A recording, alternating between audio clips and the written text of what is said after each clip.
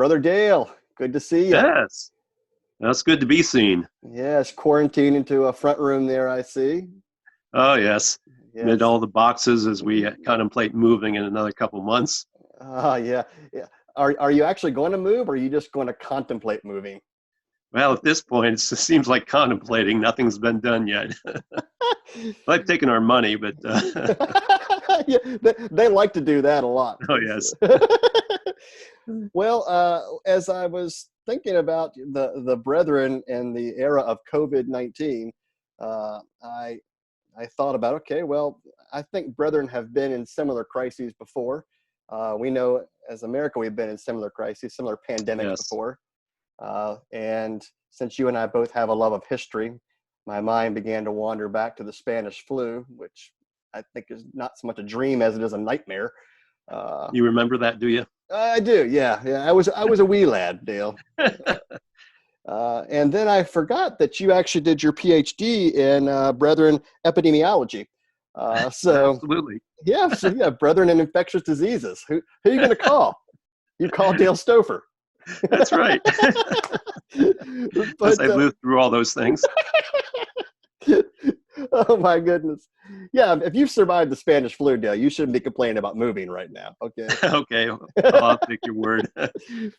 But for those who are watching this, who aren't aware of the Spanish flu, give us a snapshot. I know you've already taken a deep dive into the history, but of how bad was it really? And yeah, Yeah. Let me, I did a little bit of background research on this just for personal interest, but also at your prodding, Jason. Um, when you think about the 1918, 1919, one thing to remember, we had just finished the World War I. And of course, that war took 20 million lives, both combatants as well as civilians. So that was a major loss of life.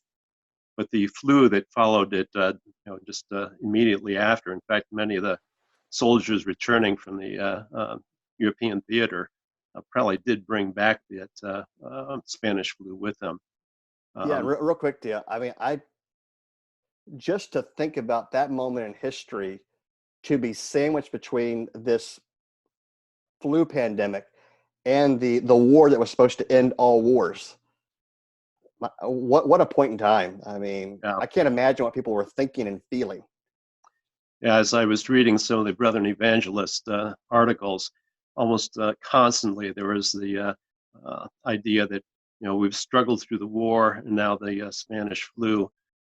The feeling was what's going to drop next on us. So there was this very strong feeling. But yeah, let me talk about some of the backgrounds of the flu. It's inconceivable just how significant this was. It's thought that 1/3 of the population of the world did contract the flu. Um, it's thought that 10% of those that contracted the flu died of the flu. That's far more virulent than the what we're facing now with COVID-19, which may be 1%, but it's probably less than that. So we're talking about a major, major loss of life.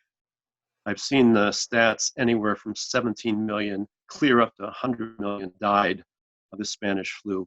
I sort of like to work somewhere in the middle of that, maybe 50 million. Several sources sort of suggest that, but 50 million people died of this outbreak. Um, one of 50, the interesting 50 million. 50 million, yes. I In the Wow. United States alone, 675,000 died of the flu. And this touched nearly every family. I'd done some genealogical work at times on my family, both my mom's side and my dad's side. And I know of at least three people, young people, who died of the Spanish flu in my ancestors. So this was something that touched many, many families throughout the United States. A couple other things that I think are fascinating about this. Unlike the COVID-19, it affected young younger people far greater than older people. It's thought that 50% of the casualties of the deaths were between people 20 to 40.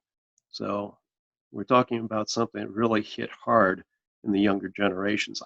As to why, I don't know. Well, you're wiping out an entire generation. I mean, yeah, wow. Yeah, that's significant. It also was the case that many times this killed very quickly. People contracted it, and within 3 days they were dead. I even heard one source say that people contracted in the morning, they were dead by the evening. So it was definitely something that caught the attention, obviously, of the public's ears and eyes.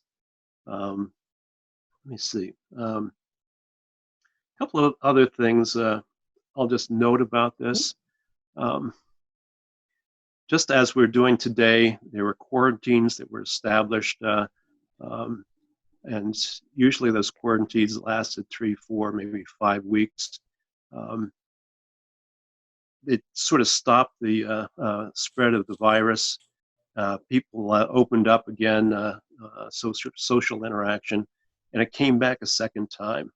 I suspect that part of that was the timing of the Spanish flu, because it hit in the fall of 1918. So you had your quarantines lasting, until November, December. They opened things up again, and guess what? It came back again, and especially because it was winter. People tended to be closed in more, less opportunity for getting out in the sunshine and stuff. Yeah. So I think fortunately for what we're facing today with the COVID-19, if we can stay in place maybe until the warmer times of late spring, early summer, we might weather this better. But I think it's wise that we're maintaining quarantines at least for another month or so. Now, Dale, in your research, were these quarantines, was this a call nationally, or is this just a state by state different responses occurring? Yeah, interestingly, like today, it's a state by state. Some states mandated quarantines of 3 to 4 weeks. Some established a second quarantine of several weeks. Out in the West Coast, I've seen a couple of states had as much as 2 to 3 months of quarantine. So, wow. Yeah, so that was significant. And again, they were trying to stem the flow of the spread of the disease. Wow.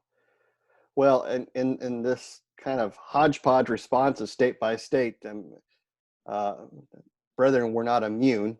No pun intended there to this. But I'm curious in your kind of exploration of the evangelist of the time. What are things that you note about the Brethren response to the Spanish flu? Brethren pretty much followed the recommendations of the state governments. They closed their churches for that period of time. No special services were held.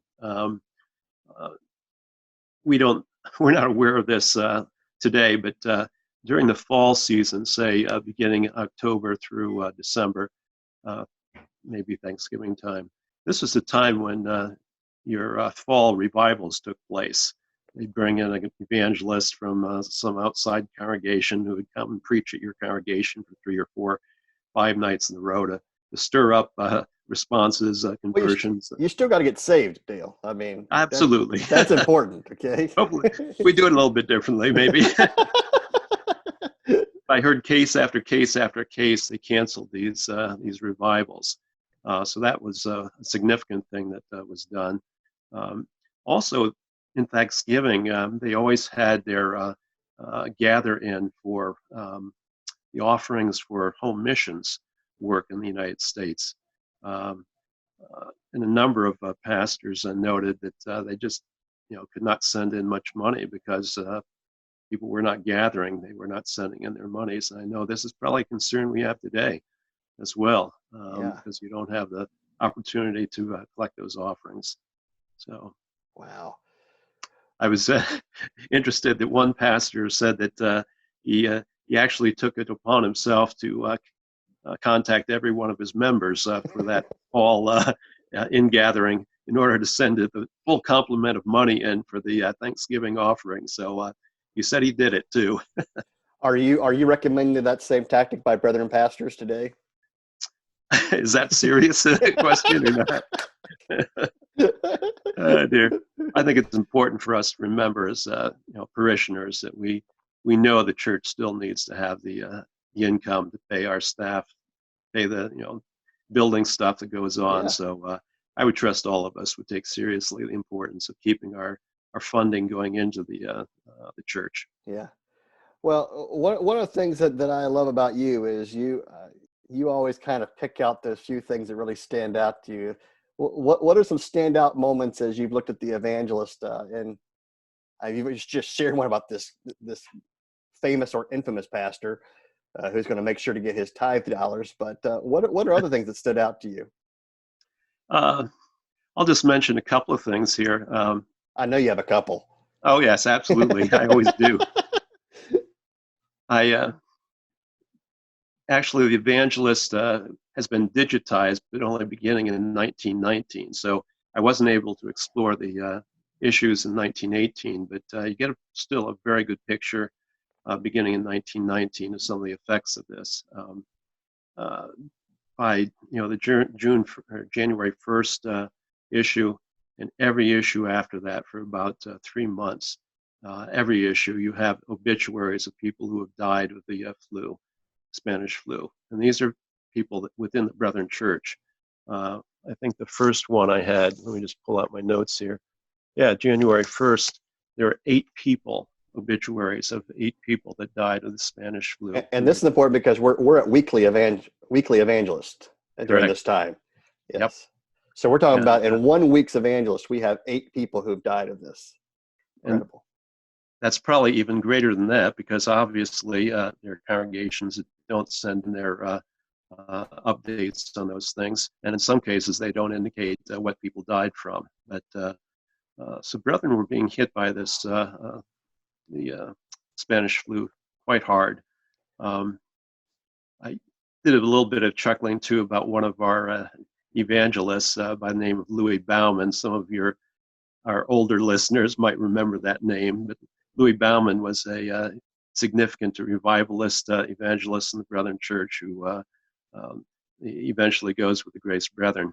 But he had scheduled a revival to start in Indiana in I think November or something, and he got things started there. And guess what? The state of Indiana shuts down everything, so that shuts off his revival there. So he decides to go to Dayton, to the next place he was supposed to hold services. And guess what? State of Ohio closed down things as well. So not only that, but in Dayton, he caught the Spanish flu along with his wife. And he was laid up for 2 weeks by the Spanish flu there. Oh. He decides that once that's done, he goes back to Indiana to have his revival service there, to catch up there. And guess what? Indiana, after they had opened things up, decided they better shut things down again a second time. So a second time he was shut out in Indiana. So this is just one little tidbit of, in a sense, the experience of one pastor during this period of time. Well, I'm sorry to our Grace Brethren listeners, but I just love this story of Louis Bauman being shut down. So sorry. We know of a number of pastors who did catch the Spanish flu. I don't know of any. I'd have to do deeper research. I don't know of any that died from the Spanish flu, but no one was exempt from the possibilities of this, especially if 1/3 of world population caught it. Let me ask you a question, Dale. So somebody can, from your doctorate in Brethren epidemiology, somebody contracts the Spanish flu. What does the treatment look like for this? It's probably much what we see today. You're going to isolate yourself. Yeah. Plus, you go into a overloaded hospital or makeshift hospital situation. They did not have the care workers did not have the obviously the type of PPE, as they call it, personal protection equipment that is is hopefully standard today. I'm sure we're all aware of the shortages. Yeah. This was far worse back in 1918, 1919. Often this flu went into pneumonia, which killed people, again, fairly quickly. So if you had a mild case, you could just self-isolate at home. But if you needed hospitalization, again, they were working with overloaded hospitals that were, even the workers in the hospitals Wow. frequently caught it. So it was Well, serious. I don't know if you looked at this stuff, Dale, but did we see amongst I'm thinking like our brethren in Argentina during the time, as it warmed up in the northern hemisphere, did we see this make a jump down to the southern hemisphere as our Yeah, brethren there start to encounter cooler weather? yeah, that's exactly what happened. And it's interesting that this did not leave unaffected any part of the world. Our missions, both in Argentina, were affected by it, but also our missions in what was called French Equatorial Africa were affected by it. French Equatorial Africa today is Chad, Cameroon, and Central African Republic. But I've got one little tidbit I'll read here. Yeah. The pioneer missionaries there were James and Florence Gribble, and did an outstanding work there. It is the largest Brethren international presence anywhere in the world today. Of course, Grace Brethren, but it's thought that possibly 400,000 people in those areas. So it's significant today. They had a daughter named Marguerite. I suspect she probably was in somewhere 10 to 13 years of age. She writes this concerning her mother, who was a nurse. She indicates she hadn't seen much of her mother and other workers, for they all spend their time in Brazzaville, which is one of the significant cities there, taking care of the sick. We've been very much sick. There have been very many sick people in Kinshasa and Brazzaville. It's called the Spanish influenza and was brought here to Africa by a French boat, which came not long ago. Later, she writes, both she and her mom, Florence, both caught the Spanish flu. And Florence was very ill, but they both recovered, fortunately. So no matter where you were in the world, you were affected by this flu. Yeah, it's comforting to know that even back then we were scapegoating an entire country to blame for the virus as well. Yes, that's right. Blasted France. Well, it does show that the same situations we have today, just the amount of international connections. Of course, they didn't have the plane flights, but they had boat flights, so to speak, and especially people coming back from World War I, just spread it throughout the world. So same thing that's happening today was very much present in 1918, 19. Yeah. Well, let's kind of bring this into how this applies to us today. You and I have had numerous conversations because I think you and I are the only ones who can talk about some of the esoteric moments in Brethren history. I still believe that Brethren are like the Forrest Gump of American history. We're always in the background of these significant events, whether it be the Revolutionary War, the Civil War, and now it's the 2 world wars, the Spanish flu tucked in the middle. Yeah, we've always been the best kept secret. We really have. Well, and I think about the Brethren in Germantown when we had the yellow fever during the Revolutionary era. But what are ways that our Brethren heritage prepares us and shapes us to be a peculiar people in seasons like COVID-19? I think there's several things that you can draw upon our heritage for. One thing I've been thinking about, even in our own immediate family, that social distancing does not mean relational distancing. There's a big difference here. And I think the Brethren, because of our very strong relational element to who we are, part of our name, we ought to make sure that we are keep in contact with those that are part of not only our physical family, but also our spiritual family. And that's been a strength of ours throughout generation after generation after generation. So things like just checking in. I last week, because of Nate's sermon, thought about contacting 10 people that just to encourage support. So I checked in with some of my ABF people as well as friends in other contexts. So I think it's important to maintain that relational element that's so important during this time of quarantine. I would say that it is unfortunate that this outbreak has happened at probably one of the most divisive and one of the most polarizing times in American history. And it bothers me that the politicizing that has taken place with regard to COVID-19. People are pointing fingers and pointing blame. That is so counterproductive. We are in a war on this, and we need to draw together all of our resources in order to collectively do what needs to be done to stem the tide of this. Brethren, as people who ought historically to have kept our distance from being politicized, yes, we still have issues with that. We ought to be people who are able to provide a word of hope, a word of God's presence. His love has not been drained at all by this. We ought to be extending that love, that faith, that hope still within the context of this. And I think those words of encouragement and support need to be maintained above anything else that happens within the political realm. Well, I always reflect back to, and you and I have had numerous conversations about John Klein and Brethren of the 19th century. And I mean, Brethren are one of only a couple denominations that do not divide north to south over the issue of slavery. That's correct. We've been in these moments before where we've had a nation that has been divided over a significant issue, and yet we maintained our unity. And I think that's a good reminder for us today, because you and I both go on social media and we see brethren on both ends of the spectrum politically.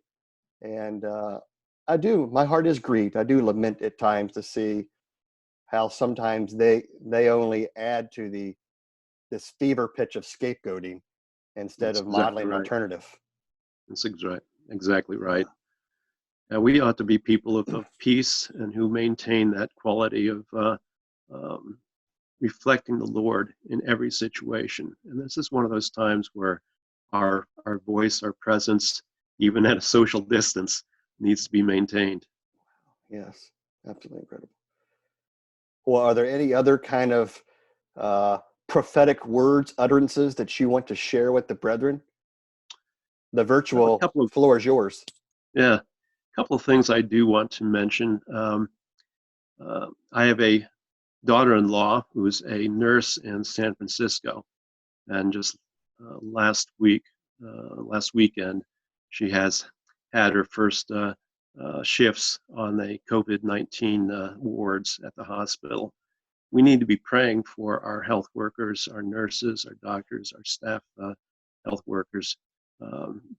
There's no doubt that this is going to have a very strong mental, emotional, as well as physical drain on them. So we need to really be supporting them through our prayers.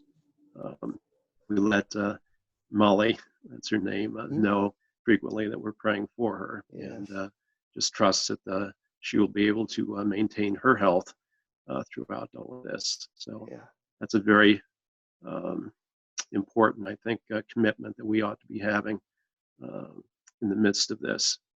I think one of the other things that has struck me,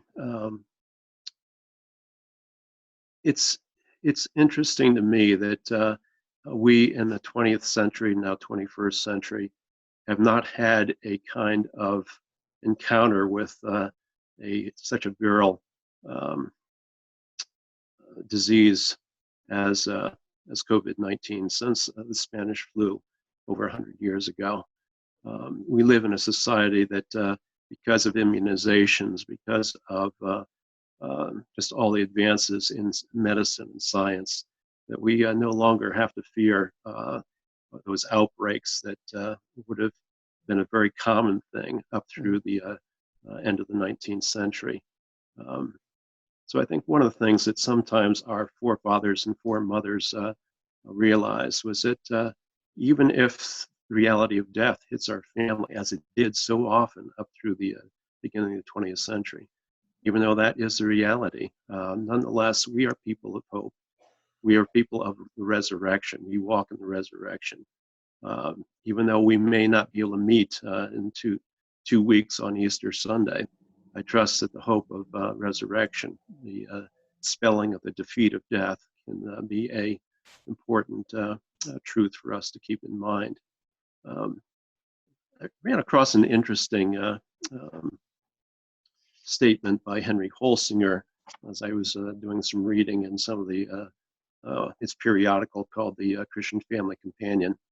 At the outset of 1872, he was just reflecting upon some of the challenges he had faced in the previous year. And he wrote these words, "Let us be God's dear children, then come what will, we are safe. If he wishes us to labor here, where we know and are known, even though our lot be cast in valleys of poverty, let us work industriously, for our Master gives a good reward. And should it be his good pleasure to remove us to the better mansions, our Father's own abode, where we shall see him as he is, and, glorious thought, we shall be like him, we shall again have occasion for loud songs of praise. Let us at all times remember that he that has in him that hope purifies himself, even as he is pure. Let us therefore walk worthy of our high calling." There are going to be people who do succumb to this disease, and no doubt even within our Christian homes and denominations. And I would trust that we would realize, especially as Easter is soon upon us, that for us, the reality of death is one of those things that Christ has defeated. There are three great enemies which we face: sin and death and Satan. And Jesus Christ has overcome every one of those for us.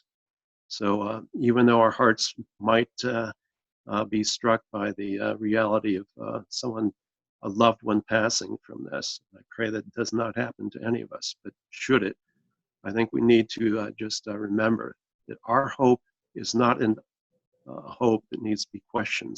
It is a certain hope, an assured hope.